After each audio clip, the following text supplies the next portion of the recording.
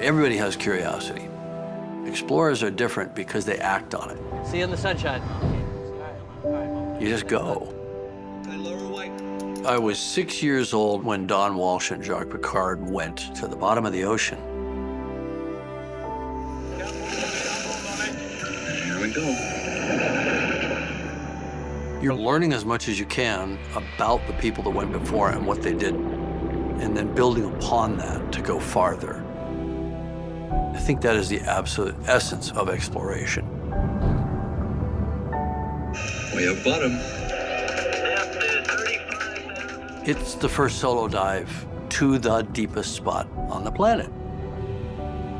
Being first is cool, because by definition, you're going to see something nobody's ever seen before. It's an awesome and unique privilege to face that vastness and to shine a light into the darkness. Weights are coming off. That's what the Perpetual Planet Initiative has always been about, reaching for a deeper understanding of our world.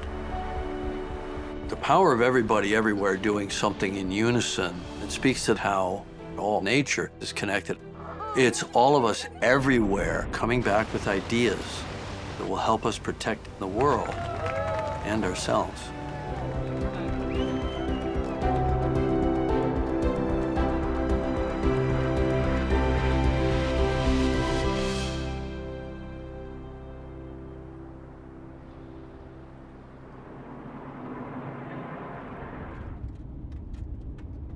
Our glaciers are melting, are essential necessity of our well-being. People are pushed to do whatever possible to ensure their water security.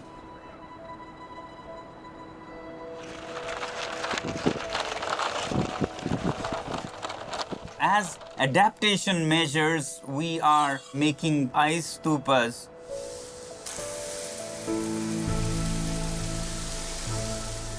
These hold 12 million liters of water. It melts, but it melts naturally and slowly as people need. With hope and prayers that our harvests are protected, peace is protected. We humans have influenced the planet. We should be active agents for mitigation of climate change also. I'm trying to make use of ice stupas as a carrier of our SOS call.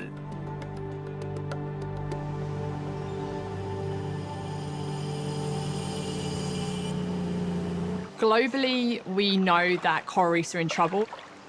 How can we as scientists help to intervene?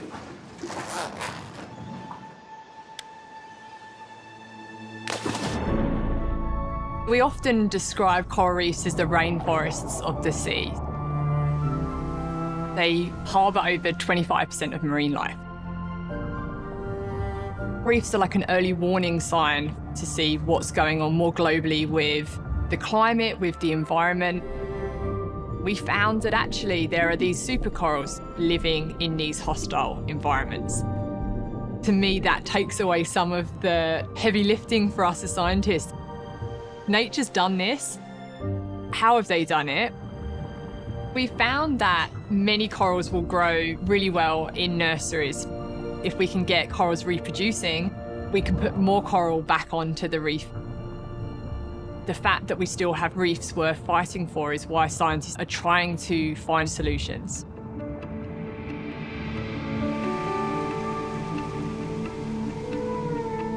The problem fundamentally is all of this wildlife living amidst 1.3 billion people. I am very concerned about the rate at which species are being lost. When there are extreme situations like losses of crops, property, livestock, and occasionally human injury and human death, we have field staff who go and document the entire claim so that they get compensation for their losses to wildlife. Our staff has now responded to more than 22,000 such calls. However small, can you actually have an impact? I am an optimist. I will always remain an optimist. Every generation that's come, there's far more public awareness, interest, engagement in solving conservation and environmental problems.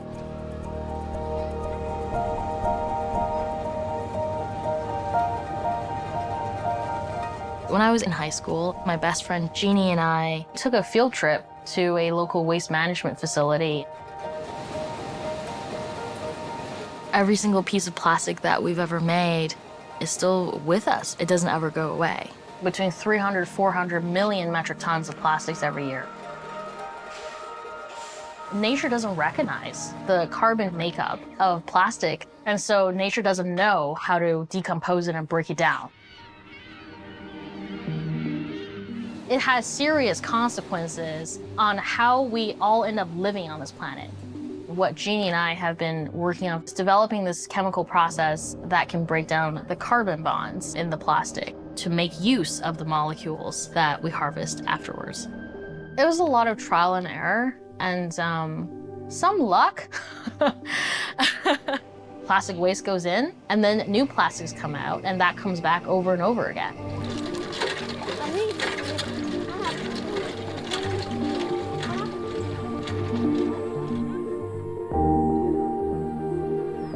People are fighting for their survival, to access to the natural resources.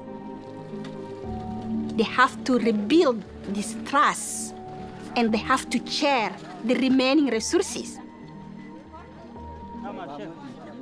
Every day, I work to draw a map with local and indigenous communities. Everyone come and put his knowledge there.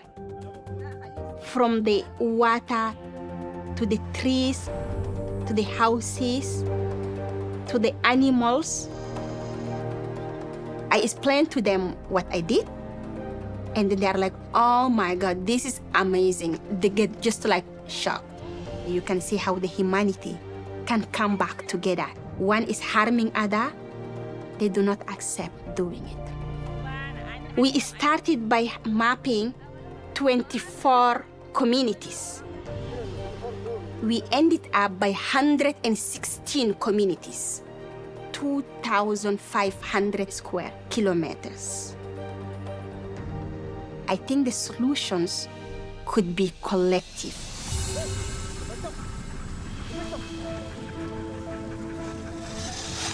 Science, l'exploration n'a de sens que si elle est partagée. C'est contribuer, on va dire, à la connaissance, à l'amour qu'on peut avoir pour notre environnement et donc à sa protection. This is a species who are in the brink of extinction. The need is here to conserve turtle across Africa. We are self-taught marine biologists. Island kids who want to save our playground because if you need something, you're gonna make sure it stays alive. If you're able to get nutrients down to the small-scale mill industry where everyone purchases their flour, you can have such a positive impact on the rest of their life.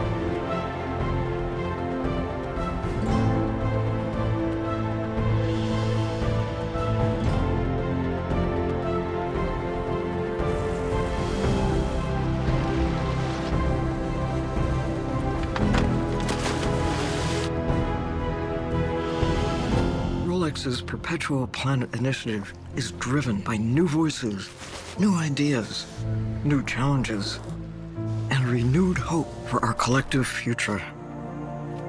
Imagine the way the world is now and think about what you can do to make it better. That must be our goal.